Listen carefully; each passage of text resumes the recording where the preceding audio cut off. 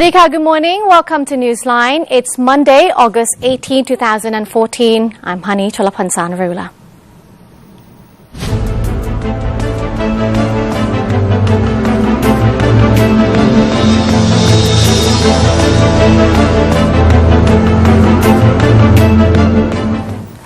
Welcome to Thailand Moves Forward. A royal command appointing the President of the National Legislative Assembly, or NLA, and his two deputies were issued.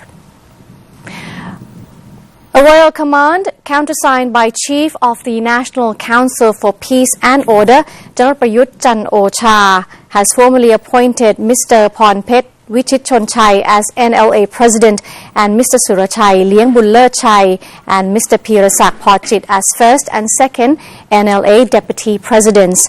According to the official announcement, the royal appointments followed the resolution of NLA members made on August 8th and were made by virtue of Section 10 of the Provisional Constitution of Thailand, BE 2557. The appointments take effect immediately. The Election Commission has revealed that another 37 candidates have been nominated for the National Reform Council member on the fourth day of application, bringing the total of 265 applicants so far. Putchong Nutrawong, the Secretary General of the EC, has reported 16 of whom are proposed by the juristic persons and another 21 applicants submitted by each province. It is supposed to see more applicants from today onwards as many juristic persons are selecting their representative. Also, he has denied the rumors that the selection process of some provinces is unfair and has aimed that the process is going on smoothly. Meanwhile, each non-profit organization is invited to submit its representative from now to September 2nd, 2014. Each of Thailand's 77 provinces will have one reform councillor. There will be 173 other councillors who represent various sectors. Altogether, there will be 250 reform councillors whose names will be proposed for royal approval. The National Council for Peace and Order has approved a special budget to tackle flood problems across the country. General Thatchai Sarikalaya, the NCPO Economic Affairs Deputy Chief and Chairman of the Water Management and Policy Committee, chaired a meeting to follow up on all state-initiated efforts related to water management and flood prevention. General Thatchai said that all related agencies informed the meeting of the progress of their endeavours, which are now believed to make the implementation of all projects possible in November. When asked about the flooding in the northeast and the eastern part of Thailand, General Thatchai said that the NCPO has approved an additional budget of 800 million baht to solve flood problems, while also preparing to prevent droughts taking hold in the future.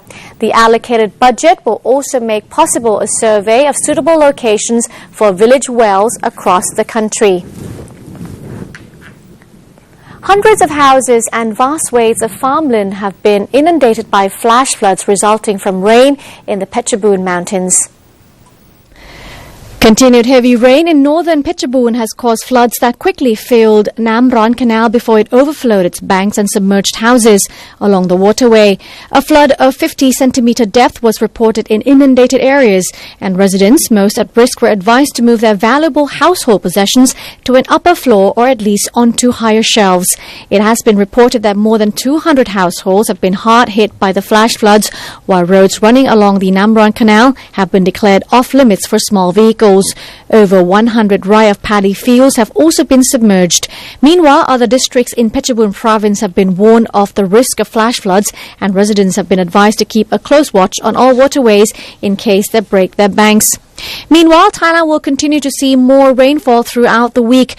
The Meteorological Department said that the presence of a southwest monsoon over the Andaman Sea, parts of Thailand and the Gulf of Thailand means a 30% to 60% chance of precipitation across the country. In the north, cloudy skies and scattered thunder showers are forecast for 60% of of the area, with heavy rains also expected in some parts. In northeastern and central Thailand, around 40% of the area will see lots of cloud and rains, while 30% of the eastern seaboard is expected to experience scattered thunder showers as well. In the south, meanwhile, around 60% of the area will see a cloudy sky and rainfall is also expected, with heavy rain likely in Phuket, Krabi and Trang. Bangkok and nearby provinces are forecast to have a 60% chance of precipitation as well. And the NCPO affirms that the efforts to restore peace to Thailand's southernmost region through dialogue still continue, although adjustments might have been made to systemize the process. NCPO leader General Prayut Chan-o-cha has assured that the peace dialogues to resolve decades of violence in the country's southern border area is still going on, and with collaboration from Malaysia, who acts as a facilitator for Thailand. General Prayut, however, said that the framework of the dialogues is to be revisited with an aim to truly rid the region of any conflict for good. He added that the NCPO has been doing its best to resolve the problems in the far south, which erupted in 2004 and has since taken more than 5,000 lives. However, the NCPO chief stressed that fighting will be inevitable as long as ill-intended groups continue their movements to achieve their goal. He also urged the public to stay vigilant as they live their normal lives in the conflict-ridden region. The Transport Ministry is planning to propose an urgent transport infrastructure development plan to the National Legislative Assembly for deliberation this week. According to the Transport Ministry Permanent Secretary Kun Soitip Traisut, the urgent development plan that is set to be implemented during 2014 and 2015, involving a total budget of 62.9 billion baht, is now being drafted for submission. The plan, which is hoped to be presented for the NLA this week, includes projects that require additional budget in order to complete the connectivity of the transport network in Thailand. She added that a master plan on the major transport infrastructure development for 2015 till 2022 is also under study in order to ensure the plan's completeness, particularly in the areas of connectivity with neighboring countries and the facilitation of cross-border trade. In addition, the ministry is in the process of studying the border trade development plan, which the NCPO has instructed it to conduct, with an aim to ensure that all transport systems in Thailand will connect even small routes and that the actual constructions will be completed as soon as possible. Construction of several mass rapid transit lines have been progressing on schedule, according to the Mass Rapid Transit Authority of Thailand Governor Kun Yongsit Rotsikul. Mr. Yongsit has stated that the ongoing construction includes Purple Line, Bang Yai Taupoon, Blue Line Extension and Green Line bearing Samut Prakan. The Purple Line is about 90% completed. All that remains is the installation of tracks and electrical system, and a commissioning test is slated for the end of 2015. The Blue Line Extension is about 50% constructed, while the Green Line is about 35% done. Meanwhile, the Northern Green Line, Mortit Sapan Mai, is now going through an auction process, and the projects waiting for cabinet approval are Orange Line, that is the Cultural Centre Minburi Line, Pink Line, Kalai Minburi, and also the Yellow Line, Lat Prao Samrong route. However, he admitted that the projects waiting for approval may be delayed from the master plan due to the recent political disruption. The Committee for the Reorganization of the Public Van Service has met to discuss the second phase of the project, with emphasis on providing vans in service with the appropriate license plates. The Deputy Commander of the King's Guard 2nd Cavalry Division, Colonel Chalermpol Sisawat, met with the Ministry of Transport, Department of Land Transport and the Royal Thai Police to discuss the progress of the campaign while clarifying the details of the Public Van Service Reorganization Campaign's second phase to the related units. The campaign so far has been well received by the public. During the second phase, more than 3,000 vans will receive the appropriate yellow license plates after they have been properly prepared for service in the first phase of the campaign. The DLT also performed checkups on vans and granted license seals to owners of vehicles that passed the test. This lot of vehicles had been checked previously but had not met the requirements of the department. The Rubber Research Institute of Thailand has predicted that rubber price in the country will likely drop due to decreasing oil price, appreciation of the baht currency and economic slowdowns in the Eurozone as well as in China. The Institute's domestic rubber price projection was based on rubber price in Tokyo Commodity Exchange Market and the 7th-month low record low oil price. The baht strengthening and concerns over economic slowdown in the Eurozone were also important factors influencing the rubber price in Thailand during this period. The Institute therefore warned rubber producers to be careful when trading their produce, as the domestic price had continued to drop despite the recent increase because of frequent rains in many rubber plantation areas in Thailand. Thailand is ranked 10th in the list of world's top destinations according to the United Nations World Tourism Organization, or UNWTO. The UNWTO has announced 2014 tourism report stating that there were 10 countries with the most tourism receipts in 2013, and that includes France, the United States, Spain, China, Italy, Turkey, Germany, United Kingdom, Russia and Thailand, which made it into the list for the very first time. The report found that 26.5 million tourists traveled to Thailand last year, increasing from 22.4 million in 2012, that is. Thailand was also ranked 7th in the 10 countries with the highest income from tourism list, with $42.1 billion in 2013, increasing from $33.8 billion in 2012. The report also indicated that the 10 world's top destinations earn the most from tourism, regardless of the difference in terms of the nature of tourist sites. And the United Nations Association of Thailand, in cooperation with international organizations and the Ministry of Foreign Affairs, has organized a UN Understanding exhibition to promote mutual understanding between Thailand and the UN and create an understanding of the Thai role from a global point of view. Manas Perzuto presided over the opening ceremony of the UN Understanding exhibition at the Museum of Siam in collaboration with international organizations and the Ministry of Foreign Affairs. The exhibition was held to acknowledge Thailand as the 55th member country of the UN, which will celebrate its 70th anniversary in 2016. The event is aimed at encouraging Thai people to embrace the role they have by actively participating in 3 areas of responsibility in the UN partnership, which are security and stability, environmental development and human rights. The exhibition is open from now until August 31st. The Chiang Mai Zoo Aquarium is planning to spend 10 million baht for a renovation and will give a discount for tourists. The whole renovation will take about 1 year. About 10,000 freshwater fish are being moved to temporary floating baskets, and the freshwater fish zone will be turned to marine fish zone. The fish tunnel, which has been used for 6 years, will be cleaned up as well. The aquarium will be open during the renovation, and the admission fee will be discounted from 290 baht to 200 baht. The Kasikorn Research Center has predicted that the Thai stock market will be on the upside this week, thanks to speculation before the new government is formed.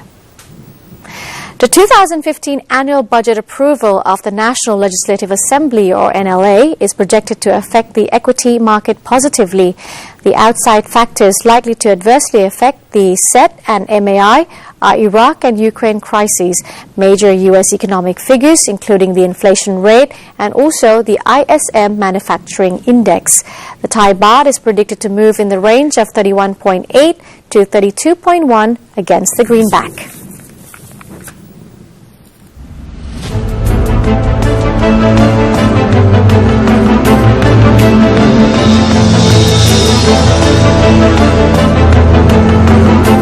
And that's it for Thailand Moves Forward. Before we take a break, let's have a look at the commodity prices and also a bit of the exchange rates.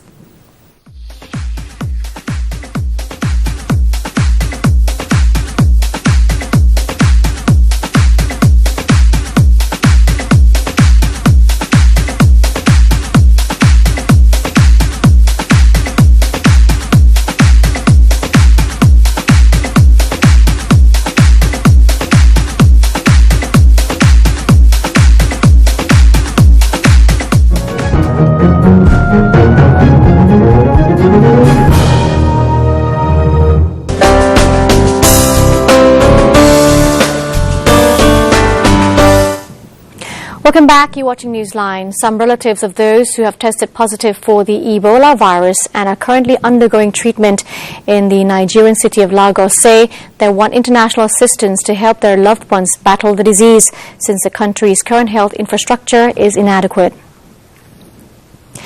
Since health officials disclosed that about 8 persons infected with the Ebola virus are isolated and treated in a special health facility, not much has been heard about them or the quality of care they may be getting. Doctors who treat Ebola patients stated they feel that the government is overwhelmed by the problem, which is why they have no option but to cry to the international community to come to their aid and assistance, citing some of them have been to the facility and noticed that some basic things are just absent and emphasize they need more help. The Nigerian government admits that it is facing a struggle in getting more medical workers to volunteer, adding that even when more volunteers sign up to help, it would still need time to train them, and that this training takes between 5 and 7 days before they are deployed. Rival militias clashed in the area around the Tripoli Airport Road on Sunday. Heavy fighting erupted on Saturday near the capital's international airport and different residential areas where rival forces have been battling for control in Libya, forcing thousands from their homes after the new United Nations Special Envoy said he planned to visit Tripoli as early as next week to try to broker a ceasefire. Gunfire and shelling with Grad rockets and artillery guns could be heard from the early morning near the airport and several residential parts of Tripoli. The forces known as the Libya Dawn operations took over an army camp known as General Staff Camp and the headquarters of the equestrian club behind it, pushing rival Kaka and Sawag brigades out. So the fighting continues. Palestinians in the Gaza Strip yesterday said they were hopeful peace would prevail just one day before the 5-day truce was due to expire. Also said they wanted negotiators between Israel and Palestinians in Cairo seeking an end to 5 weeks of hostilities to put an end to the Israeli and Egyptian siege on the coastal enclave. Hamas wants Israeli and Egyptian blockades of the Gaza Strip lifted. They also want a seaport and the reconstruction of the airport destroyed in previous conflicts with Israel as part of any enduring halt to violence. Israel has shown scant interest in making sweeping concessions and has called for the disarming of militant groups in the territory of 1.8 million people. Egyptian and Palestinian sources have said that at the Cairo talks, Israel had tentatively agreed to relax curbs on the movement of people and goods across the border, subject to certain conditions. Israel has yet to make any final decision. Rescuers on Sunday found 12 more bodies buried under mud and debris to bring the death toll from landslides and flooding in Nepal to 97, sparking fears of a cholera outbreak. Torrential rain last week triggered multiple landslides and flooding, stranding thousands of villagers and leaving a trail of death and destruction in the Himalayan nation. The rains have damaged roads across the country's western plains bordering India, forcing officials to use helicopters to rescue stranded people and deliver emergency supplies.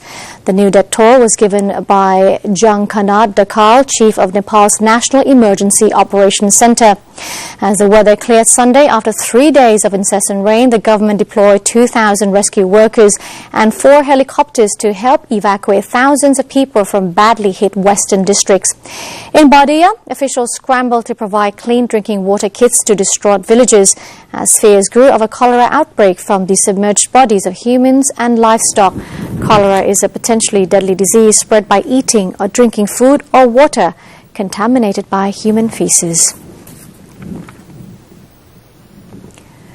A red 1962 Ferrari 250 GTO Berlinetta, which was once involved in a fatal accident, has set the world record for a car sold at auction, going for $38.1 million at a sale in California. The price offered by a bidder whose identity was not disclosed surpassed the $30 million paid last year for a 1954 Mercedes-Benz W196 race car, also sold by Bonhams, the auctioneer said in a press release.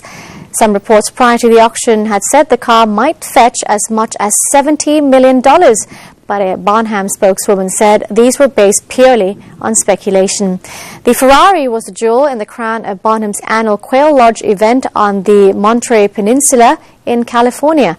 The auction house said that it was the world's longest single ownership for a Ferrari 250 GTO Berlinetta, effectively held by one family for 59 years from 1965 till 2014, and thus fetching $38.1 million at the auction.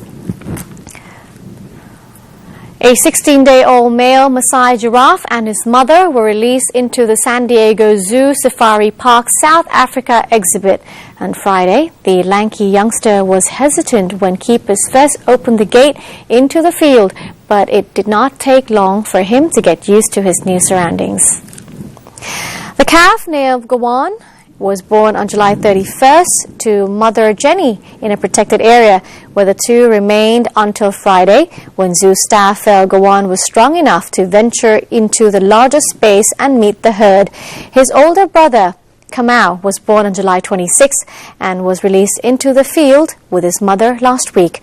Gawan stayed close to his mother at first, but then turned playful, kicking his strong, long legs and running around with his new playmate, Kamau. The adult giraffes checked out the youngster, greeting him with sniffs, nose rubbing, and nuzzles. The births of Gawan and Kamau mark the first time Maasai giraffes have been born at the safari park. Maasai giraffes, also known as Kilimanjaro giraffes, are the world's tallest land animals and are native to Kenya and Tanzania. And with that, we end today's edition of Newsline. If you do have any suggestions or comments, please write to us. The email address is now appearing on your screen, newsline.nbt@gmail.com. Also reminding you that you can also follow us on Facebook or have a look at our website, that is thainews.prd.go.th/newseng. Today we say goodbye with adorable pictures of baby flamingos, and that is in Chiang Mai Zoo in the northern part of Thailand. I'm Cholapan Sanarula. Thank you very much for joining us. Have a good day. Sawasdee ka.